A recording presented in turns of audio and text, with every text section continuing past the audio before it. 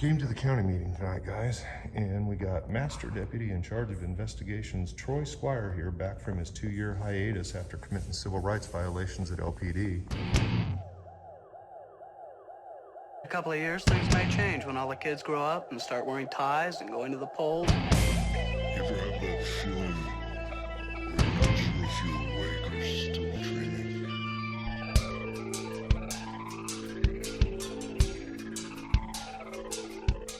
Any member of the police department who has allowed himself to get out of condition will either get back into condition or be weeded out.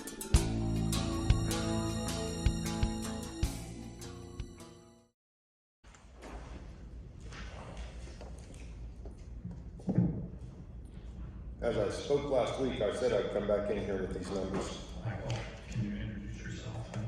No, I'm good. As I said last week, I would come back in here with these numbers.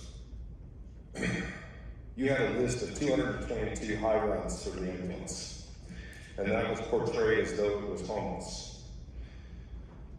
10 of those people were above 90 years old.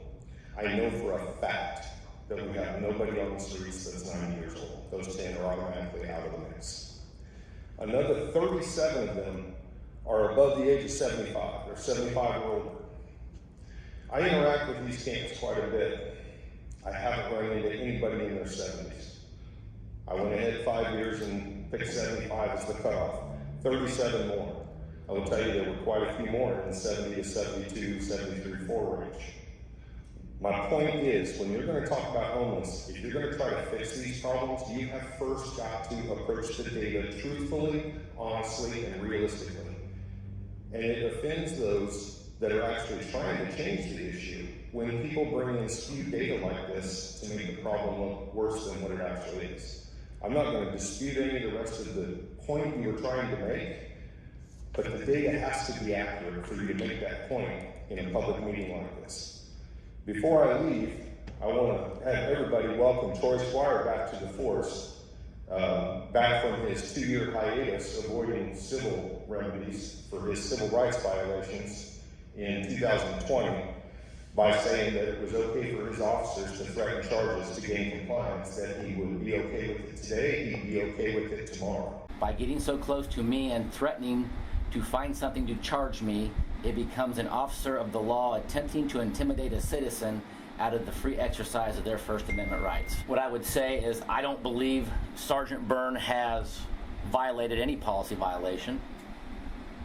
He was working to see if there was something that was illegal happening there, and that turned out to be nothing. Okay, sir, you know as well as I do that that's not really what happened, because at the meeting that we had at Bob Billings, you told me that you were totally okay with Byrne running interference for his officers. And I am still.